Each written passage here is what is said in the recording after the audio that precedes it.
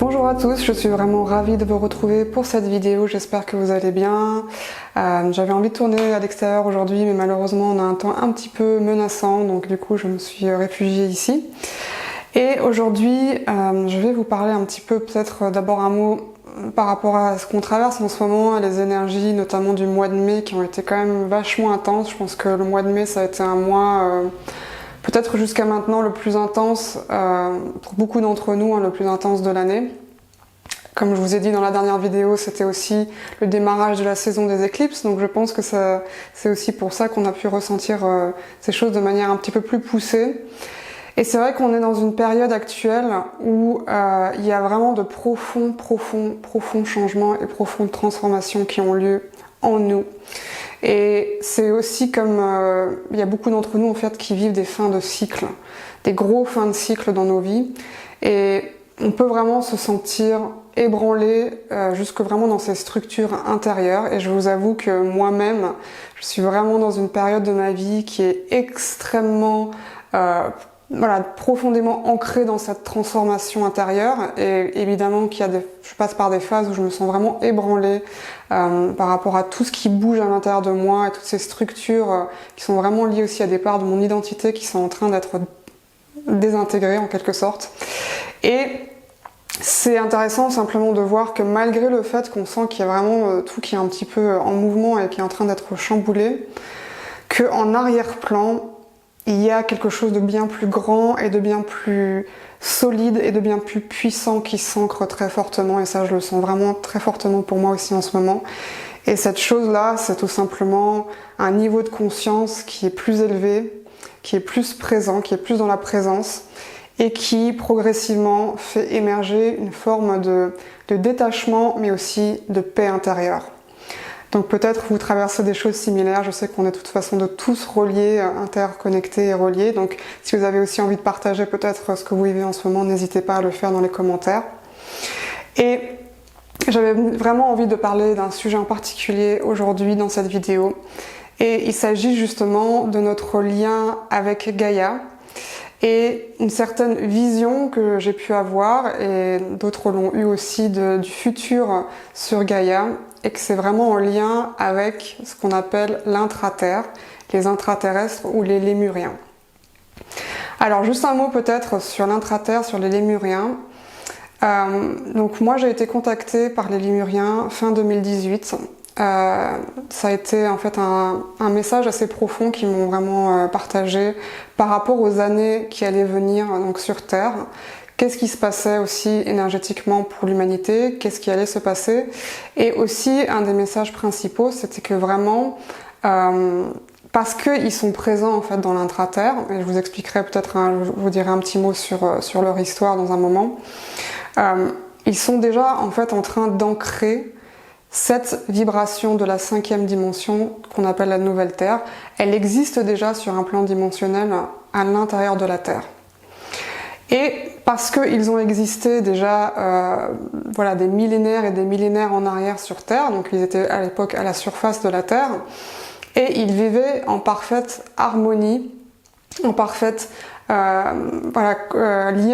lien aussi avec Gaïa, donc avec toutes choses, tous les règnes, que ce soit animal, végétal, minéral, etc. Il y avait vraiment cette force d'unité qui régnait, et c'est vrai qu'on appelait aussi cette époque un petit peu l'époque du paradis terrestre, c'est-à-dire que vraiment c'était très lumineux, c'était aussi très élevé spirituellement. Et il y a environ 12 000 ans, il y a eu donc plusieurs déluges ou cataclysmes sur Terre qui ont fait que le continent sur lequel ils vivaient, qui s'appelle aussi le continent de Mu, a été en fait englouti par la mer. Donc ça aussi c'est quelque chose qui m'avait montré lors de ce message en 2018, c'est que autant il y avait leur terre qui a été vraiment engloutie, mais maintenant, dans cette période-ci que l'humanité traverse, c'est comme s'il y avait une réémergence aussi de ce continent-là. Et ça peut se traduire évidemment au niveau énergétique. Et ce qu'ils m'ont vraiment montré aussi, c'est que du coup, les grilles planétaires d'ascension sont déjà en fait ancrées parce qu'il y a déjà existé en fait ce paradis terrestre sur Terre, vraiment des millénaires en arrière. Et que du coup, la nouvelle Terre, elle va vraiment se caler sur ces grilles planétaires de la 5e dimension qui sont déjà existantes. Et en quelque sorte, c'est comme si ce continent allait réémerger, pas forcément de manière physique, même si apparemment ils m'ont dit que ça pouvait aussi arriver. Peut-être qu'il y aurait certaines parties en fait de ces terres qui allaient réémerger à la surface, qui sait. Et c'était vraiment puissant aussi de ressentir en fait qu'ils étaient vraiment là pour nous aider aussi à faire réémerger ces énergies-là et à retrouver en fait ce paradis terrestre sur Terre. Donc ce qui s'est passé, c'est qu'à un moment donné, vous avez peut-être tous entendu parler évidemment de l'Atlantide. Il existait donc du coup la Lémurie et l'Atlantide qui ont coexisté sur Terre. Et l'Atlantide, il y avait aussi des colonies en fait qui venaient de Lémurie et qui apportaient justement notamment ce savoir et cette sagesse spirituelle très élevée qu'ils portaient. Et c'est là aussi où s'est développé apparemment les premières, ce qu'on appelle un peu les premières écoles des mystères, hein, donc en Atlantide, qui ont ensuite été suivies en ancienne Égypte, etc. Et de nouveau, il y a eu un cataclysme, un déluge qui a fait que l'Atlantide aussi a été amenée à disparaître. Et tout ça, ce sont des informations qu'ils avaient déjà eues à l'avance. Donc ils savaient qu'il y aurait ces cataclysmes, ces déluges. Ils savaient aussi que l'Atlantide allait expérimenter un autre aspect aussi qui était plus tourné vers l'ego, plus vers le masculin, et que ça allait aussi être leur processus d'autodestruction, dans certains abus qui ont eu lieu à ce niveau-là. Et donc, ce qui s'est passé, c'est que certains Lémuriens, certains de ces êtres certains sont repartis de là où ils venaient, donc ils viennent aussi, du galactique, et certains se sont retrouvés vraiment à se réfugier dans l'intraterre, et ce qu'on appelle aussi l'Agartha. Donc, il y a tout un réseau en fait souterrain, sous terre, on appelle ça souvent, on fait souvent la comparaison avec un réseau souterrain comme un métro en fait, avec des différentes stations, puisqu'il y a pas mal de portails aussi sur Terre qui sont des portails sur l'intraterre. Et un des plus connus, c'est le mont Shasta aux États-Unis, qui serait en fait le mont sous lequel il y aurait cette fameuse cité lémurienne qu'on appelle Telos. Et même s'ils sont présents un petit peu partout autour de la Terre et qu'il y a plusieurs portails, notamment un des portails connus en France, c'est le mont Bugarache évidemment. Et donc, ce qui s'est passé là récemment, c'est que dans ma communauté en ligne L'Arche de Lumière, j'ai vraiment été appelée à faire une méditation en lien avec la Terre-Mère, donc vraiment que j'ai appelé l'appel de la Terre, l'appel de Gaïa. Et lors de cette méditation, ce qui s'est présenté, c'est que non seulement il y avait vraiment ce besoin de reconnexion avec Gaïa, très profondément, vraiment au niveau de la reliance au cœur de la Terre-Mère, il y a eu comme une descente en fait dans l'intraterre, un appel aussi de l'intraterre et des Lémuriens pour venir se connecter avec eux et pour venir en fait sentir tout simplement sur quel plan dimensionnel ils sont. Donc on a pu vraiment avoir des très belles visions de ce qui nous attend aussi à la surface, puisque vraiment ce sont des plans dimensionnels où règne vraiment l'harmonie entre chaque chose.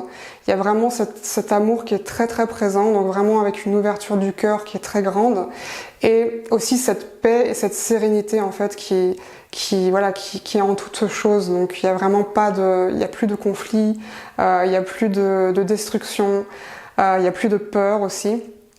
Et progressivement, en fait, c'est ça qu'ils m'ont montré, c'est que progressivement, ça va faire tache d'huile, en fait. Donc c'est comme si eux, ils maintenaient la vibration, dans l'intraterre, et que progressivement, cette vibration et ce plan dimensionnel, il va faire tache d'huile et il va commencer progressivement à remonter vers la surface jusqu'à ce que nous, on manifeste aussi ces plans dimensionnels-là. Et pourquoi c'est intéressant vraiment de se connecter avec eux et de s'imprégner de cette vibration de la 5e dimension avec leur aide, c'est que ça nous permet d'ancrer cette vibration en nous.